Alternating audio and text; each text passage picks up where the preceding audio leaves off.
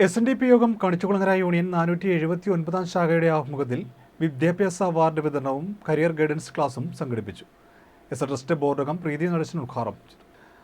ആത്മീയ അടിത്തറ ഉണ്ടെങ്കിൽ മാത്രമേ നല്ല ഭൗതിക ജീവിതം നയിക്കാനാകുകയെന്നും അതിനായി ഗുരുകൃതികൾ വായിക്കുകയും പഠിക്കുകയും ചെയ്യുന്നത് ഉത്തമമാണെന്നും ട്രസ്റ്റ് ബോർഡ് അംഗം പ്രീതി നടേശൻ പറഞ്ഞു. SNDP യോഗം കണിച്ചുകുളങ്ങര യൂണിയൻ 479 നമ്പർ ശാഖയിൽ വിദ്യാഭ്യാസ അവാർഡ് വിതരണവും കരിയർ ഗൈഡൻസ് ക്ലാസും ഉദ്ഘാടനം ചെയ്യുകയായിരുന്നു പ്രീതി നടേശൻ.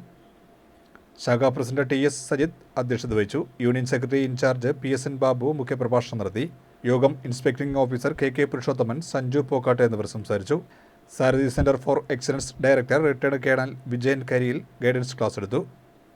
ശാഖാ സെക്രട്ടറി VK മോഹൻദാസ് സ്വാഗതവും വൈസ് പ്രസിഡന്റ് TM സുഗതൻ നന്ദിയും പറഞ്ഞു.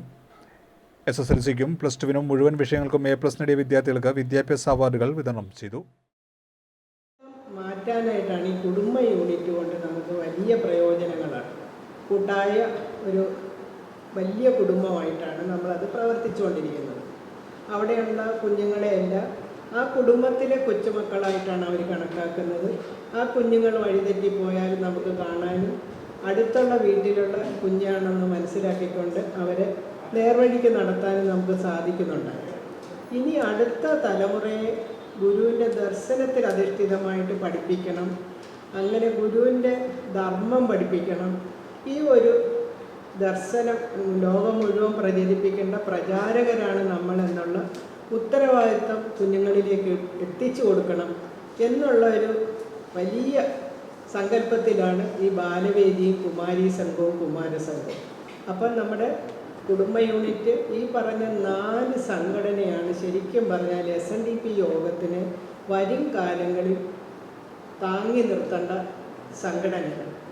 നേരത്തെ ശാഖ, യൂണിയൻ, യോഗം ആ 3 ടയർ സിസ്റ്റത്തിൽ നിന്ന് മാറി എംപ്ലോയീസ് ഫോറം, പിന്നെ പെൻഷനേഴ്സ് ഫോറം, ആബാലവൃദ്ധം ജനങ്ങളെയും ഓരോ സംഘടനകളുണ്ടാക്കി SNDP യോഗത്തിൻ്റെ നേതൃത്വത്തിൽ അവർ പ്രവർത്തിച്ചുകൊണ്ടിരിക്കുകയാണ്. അപ്പം സാരഥിയുടെ നേതൃത്വത്തിൽ, സാരഥി എന്ന് പറയുന്നത് SNDP യോഗത്തിൻ്റെ ഇവിടെയുണ്ട് അല്ലേ, കുവൈറ്റിലും ഉണ്ട് സാരഥിയുണ്ട്, വേറൊരിടത്ത് സാരഥി എന്നാണ് പറയുന്നത്, മസ്കറ്റിൽ.